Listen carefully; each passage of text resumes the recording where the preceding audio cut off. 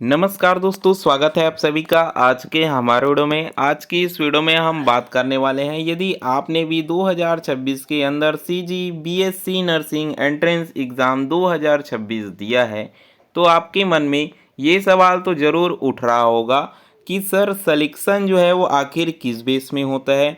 क्या नंबर के अकॉर्डिंग यहाँ पर सिलेक्शन हमें देखने को मिलता है, या फिर जो है वो परसेंटाइल बेस पर हमें सिलेक्शन देखने को मिलता है, या फिर रैंक के अकॉर्डिंग यहाँ पर जो है वो हमें सिलेक्शन देखने को मिलता है। और ये सवाल काफ़ी सारे विद्यार्थियों ने हमारे यूट्यूब वीडियो के कमेंट्स में, साथ ही व्हाट्सएप पर भी मैसेज किए हैं कि सर सिलेक्शन आखिर किस बेस में होता है, हमारा इतना इतना रैंक है, सिलेक्शन हो पाएगा कि नहीं हो पाएगा। तो चलिए आज की इस वीडियो में हम समझने वाले हैं, क्या नंबर से सिलेक्शन होता है, या फिर परसेंटाइल से, या फिर रैंक से, या फिर इन तीनों को छोड़कर कोई और चीज़ यहाँ पर होता है जिससे सिलेक्शन यहाँ पर लिया जाता है। क्योंकि आप सभी ने देखा होगा कि मैं अगर आपको एक स्पेसिफिक नंबर का एग्जांपल दे दूं 43, ठीक है, 43 नंबर वालों का सिलेक्शन हो जाएगा, एक एग्जांपल है, ठीक है। तो यहाँ 43 नंबर लाने वाले विद्यार्थी ही लगभग 1000 जो हैं वो हो जाएंगे। ठीक इसी प्रकार यदि मैं परसेंटाइल बोल दूं कि इतना परसेंटाइल वाला हो जाएगा, तो 90 मैं बोल दूं तो 90 परसेंटाइल लाने वाले स्टूडेंट ही लगभग 1000 स्टूडेंट यहाँ पर हो जाएंगे। तो क्या इन एक एक हज़ार स्टूडेंट का सिलेक्शन गवर्नमेंट कॉलेज में हो पाएगा? क्या ये संभव है? बिल्कुल भी नहीं है, क्योंकि यहाँ पर जो है वो 410 सीट यहाँ जो है वो प्रीवियस के अनुसार जो है वो है। और यदि मैं रैंक बोलूँ तो रैंक में भी आपको जो है वो देखने को मिलता है कि मान लीजिए कि आपका रैंक जो है भाई 450 है, आपको गवर्नमेंट कॉलेज नहीं मिला, लेकिन कोई विद्यार्थी ऐसा है जिसका रैंक 650 है, उसे गवर्नमेंट कॉलेज मिल गया। तो आखिर ऐसा होता क्यों है? तो इन सभी सवालों का जवाब आज की इस वीडियो में हम जो है वो जानने वाले हैं। और यदि आप 2026 के अंदर सिलेक्शन लेना चाहते हो, तो आपके लिए ये समझना बहुत ही ज़्यादा ज़रूरी है काउंसलिंग से पहले कि आखिर सिलेक्शन किस बेस पर कैसे जो है यहाँ पर होता है। तो चलिए वीडियो में आगे बढ़ते हैं। लेकिन वीडियो में आगे बढ़ने से पहले यदि आप हमारे चैनल में पहली बार आए हो तो चैनल सब्सक्राइब कर देना, वीडियो लाइक करके बेल आइकन ऑल पर सेट कर देना, ताकि हर ज़रूरी नोटिफिकेशन सीधे तौर पर आप तक पहुंचती रहे और आप कोई भी ज़रूरी जानकारी बिल्कुल भी यहां से मिस ना करो। साथ ही वीडियो में आगे बढ़ने से पहले इसी प्रकार के बहुत सारे क्वेश्चन जो है वो हमें व्हाट्सएप पर आ रहे हैं, कॉल्स में पूछा जो है वो जा रहा है। लेकिन आप सभी स्टूडेंट्स काफ़ी ज़्यादा समझदार हो, आप सभी को पता होगा कि एक साथ एक ही समय पर काफ़ी सारे विद्यार्थियों से बात करना, मैसेजेस का रिप्लाई देना काफ़ी ज़्यादा मुश्किल होता है, काफ़ी टाइम टेकन, समय लेने वाला जो है यहाँ पर होता है।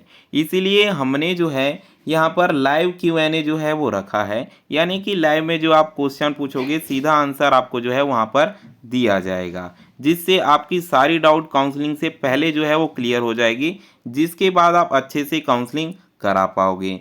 इस Q&A में आप जो है वो काउंसलिंग से संबंधित, परीक्षा से संबंधित सभी प्रकार के प्रश्न जो है वो पूछ सकते हो, जिसका उत्तर आपको जो है वो वहीं पर दिया जाएगा। लेकिन ये लाइव कब होगा? जब आप हमारे चैनल एक करियर वाला पर जो है वो 1000 सब्सक्राइबर पूरे करा दोगे। जैसे ही सब्सक्राइबर पूरे होते हैं, यूट्यूब हमें जो है वो लाइव करने की सुविधा वहाँ पर जो है वो दे देगा, और हम आपसे जो है वो बिल्कुल जुड़ पाएंगे।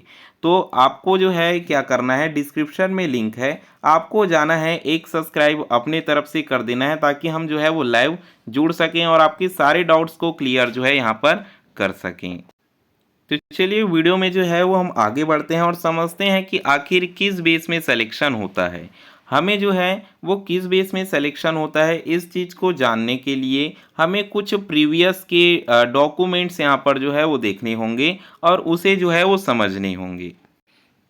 तो जैसा कि मैंने आपको जो है वो वीडियो के स्टार्टिंग में बताया, यदि मैं आपको कोई नंबर बताऊं तो उस नंबर के ही 1000 विद्यार्थी हो जाएंगे। परसेंटाइल बोलूं तो परसेंटाइल में भी हो जाएंगे। रैंक बोलूं तो यहाँ पर जो है वो रैंक में भी आपको जो है वो ऊपर नीचे देखने को मिलता है। तो चलिए कोई डॉक्यूमेंट हम जो है वो प्रीवियस ईयर का खोलते हैं और समझते हैं कि आखिर यहाँ पर जो है वो कैसे सिलेक्शन जो है वो दिया जाता है।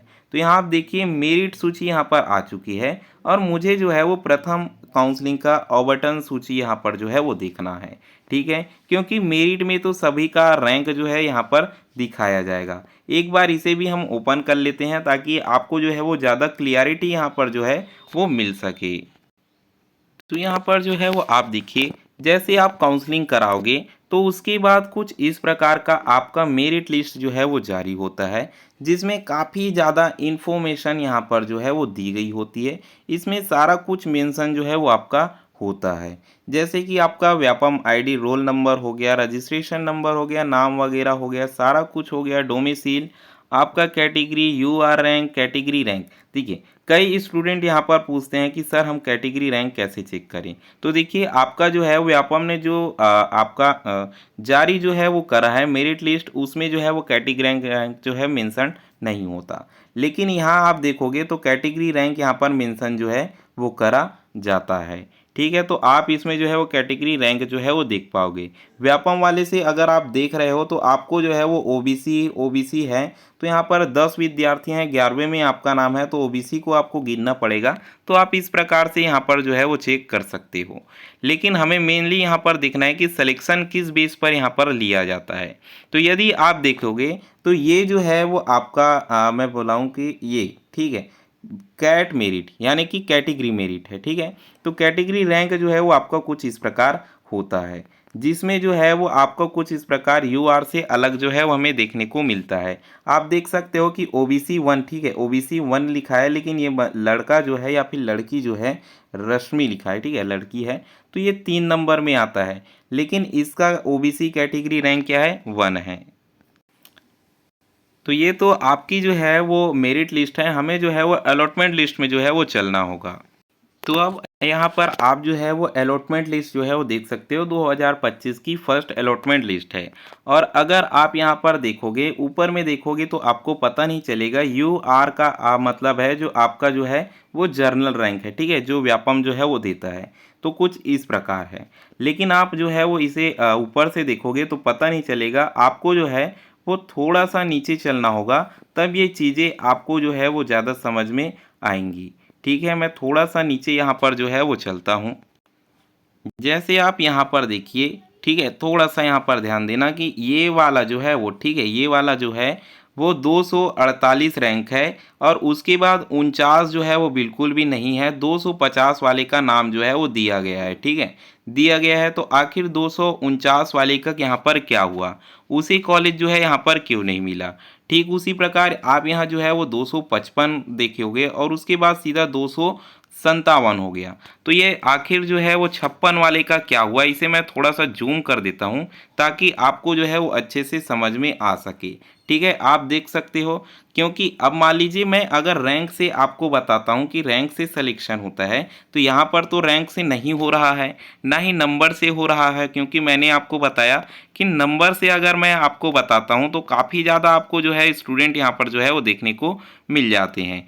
ठीक इसी प्रकार अगर आप इस पीडीएफ में नीचे जाओगे और धीरे धीरे देखोगे तो आपको काफ़ी सारा यहाँ पर जो है वो लूप होल देखने को मिलेगा, और आपको बिल्कुल भी समझ में नहीं होगा कि सिलेक्शन आखिर किस बेस पर लिया जा रहा है और यहाँ पर जो है वो कैसे होता है। तो चलिए आज की इस वीडियो में हम इसी पर बात कर रहे हैं, इसलिए समझते हैं कि कैसे आखिर सिलेक्शन होता है। तो देखिए, मान लीजिए कि कोई कैटेगरी है, जैसे मैं यहाँ पर यू आर लिख लेता हूँ और ओबीसी लिख लेता हूँ, ठीक है, मैं ओबी इसको लिखा हूँ, और इसे एसटी लिख लेता हूँ, एससी लिख लेता हूँ, ठीक है। तो ये आपकी जो है मान लीजिए 10 स्टूडेंट इसमें है, 10 स्टूडेंट 10 स्टूडेंट 10 स्टूडेंट इसमें है, ठीक है। अब कायदे के अनुसार जो है इन सभी 10 स्टूडेंट का सिलेक्शन यहाँ पर जो है वो होना चाहिए, लेकिन यहाँ पर जो है वो इन 10 स्टूडेंट को छोड़कर अन्य लोगों को भी सिलेक्शन यहाँ पर हो जाता है। जैसे मैंने आपको क्लास के बारे में बताया, ठीक है, क्लास जैसे हो गया आपका इन सर्विस हो गया, ठीक है, इन सर्विस हो गया।